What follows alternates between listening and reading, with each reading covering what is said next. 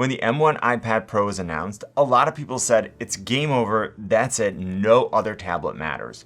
Today I'm going to tell you why Apple didn't destroy the tablet world and why some other tablets in this space are and will continue to be relevant. And as we get to each part of the video and finally to the conclusion, I'm curious to know which category you think you fit best. It's really important that we add context to this discussion because looking at this release in a vacuum doesn't tell you the whole story.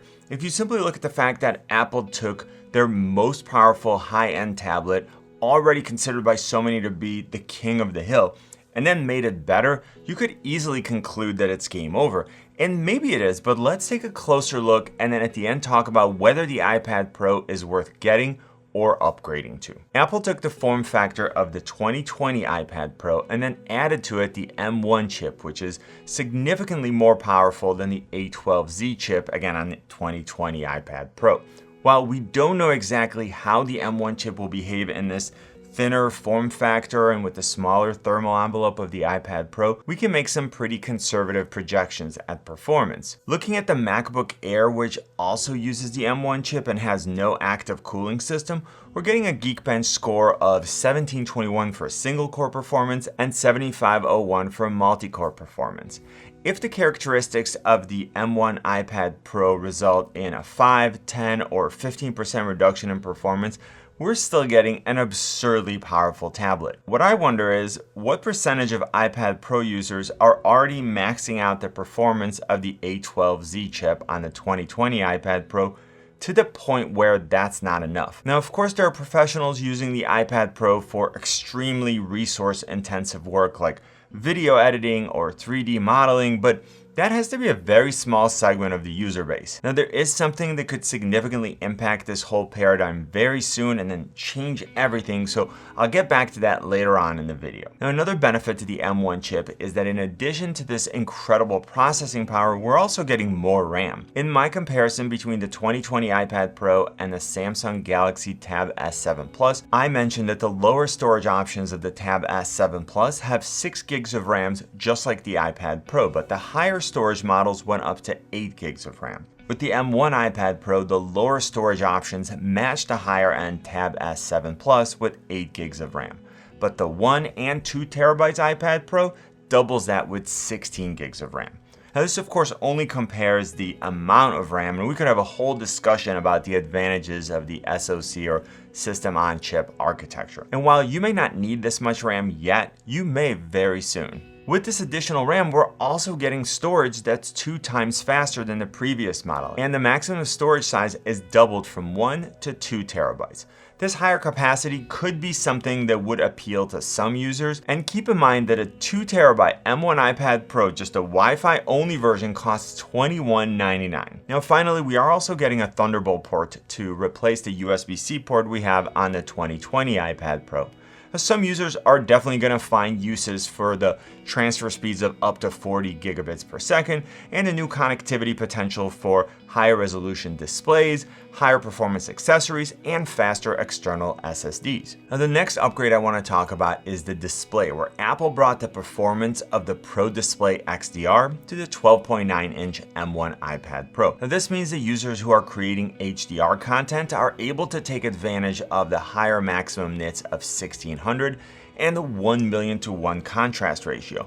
And Apple said the users can now take their XDR workflow on the go. But how many people are using a Pro Display XDR, and would those users actually want to take their workflow on the go where they don't have all the tools in their workstation? And don't get me wrong, I would love to use a Pro Display XDR. The color accuracy, the dynamic range, it's 6K, it has great off-axis contrast, but it's $5,000 for the standard glass model and $6,000 for the, less reflective nano texture glass.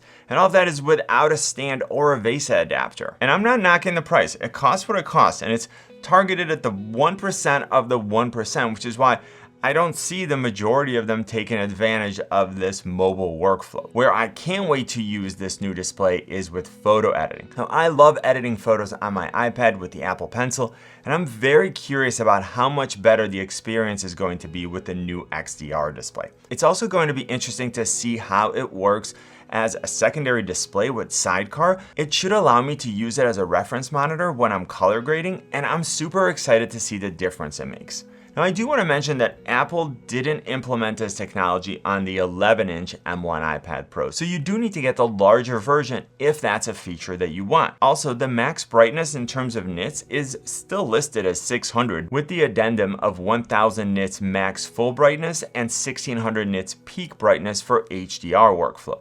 The 600 nits is the same max brightness as the 11-inch M1 iPad Pro and both sizes of the 2020 iPad Pro and the 2018 iPad Pro. So will the average user actually get significant real-life benefit from this new display, and is it worth upgrading from the 2020 iPad Pro? I can't wait to get mine, use it side by side with the 2020 and 2018 iPad Pro, and then tell you guys all about it. Now, if you're still with me and have gotten value from this video, give it a thumbs up. It lets me know what kind of content you like so that I can make more of it. And I still see that over 90% of you are new viewers, so hit that subscribe button. Now, the next upgrade Apple mentioned was 5G. And while this is an upgrade for an iPad Pro and it may be of use for a portion of users, it's already available on other tablets, so it's not as groundbreaking as the previous features that I described. I consider it a nice to have, but I think the majority of iPad Pro users are not going to use 5G. And as I mentioned in other videos, when I do need the cellular connectivity, when I don't have Wi-Fi, I just tether off my iPhone. So I don't like to carry another data plan just for my iPad Pro. Now, before we put this whole thing together, let's talk about the camera features and the new Magic Keyboard. Now, the iPad Pro has always had a top-of-the-line camera system when compared to other tablets. So even before the M1 iPad Pro, it was probably already the best. Like the LiDAR scanner, I could take it or leave it. It's definitely a differentiator, but it's a feature that most people still don't use.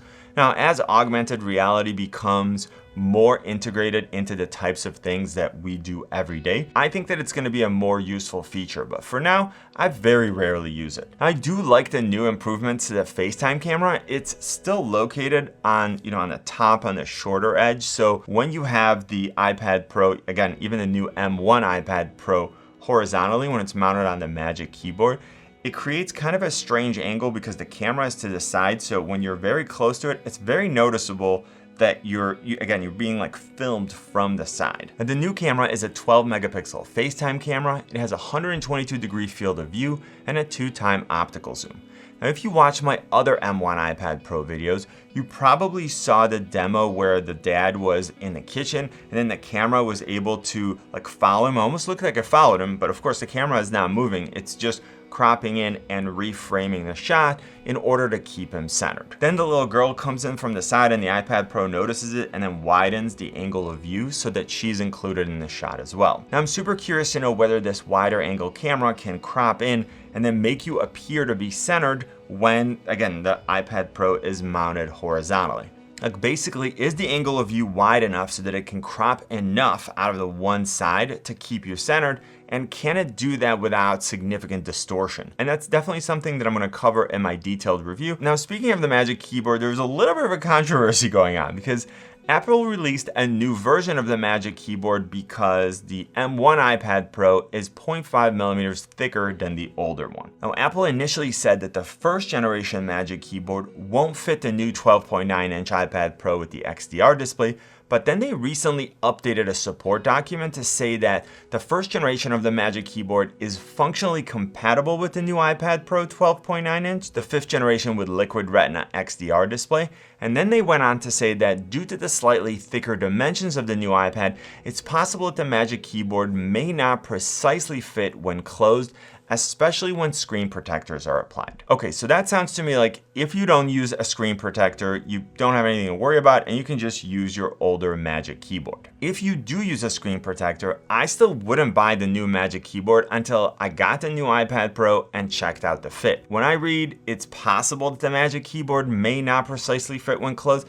that doesn't scream to me go out and preemptively spend another $350. Full disclosure, I did order one because I wanted to see the white version and I wanted to be able to test some different screen protectors and then share my results with you. So I'll be including that in a follow-up video. Now that we have all the data, let's talk about buying and upgrading. In the US, the 12.9-inch M1 iPad Pro is $1099 for the 128 gig Wi-Fi only model. And that's only an extra $100 when compared to the 2020 2020 iPad Pro. So if you don't have an iPad Pro at all and you're going to buy one, I think the M1 iPad Pro is the better purchase. You're getting a newer device that has made a leap forward with the M1 chip, the XDR display, the Thunderbolt port, and the camera upgrade, all for a relatively small increase in price, especially considering how long Apple supports their devices. If you're considering the 11-inch M1 iPad Pro, it starts at $799, and again, there is no reason not to get it instead of the older model. You're not going to get the XDR display, but you are going to get the rest of the upgrades. If you already own a 2020 or a 2018 iPad Pro,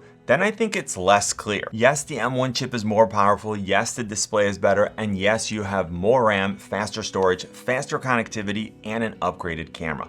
But I have two questions starting with the camera. How often do you actually use the FaceTime camera on your iPad, and do you use it in such a way that the new features would provide a significant benefit? The second question is, are you pushing your device to the point where the already extremely powerful A12X and A12Z Bionic chips and 6 gigs of RAM just aren't enough for you? And my guess is that for the majority of users, the answer is no. The tablet world isn't destroyed by the new M1 iPad Pro because it's more expensive than other competing tablets.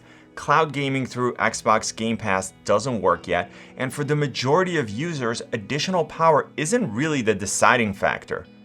But that might change very soon. We are only a short time away from WWDC, and there are a ton of rumors about some exciting things to come. Sure, we may see some new hardware and some OS updates for iOS, macOS, and watchOS, but we're here to talk about the iPad. So what could Apple have up its sleeve with iPadOS 15? Hopefully we get some widget updates and maybe a customized multi-user experience, and undoubtedly we're going to get some privacy and security features. But what I'm looking for is the next step in multitasking, better external monitor support, and maybe, just maybe, some porting of desktop apps to iPadOS.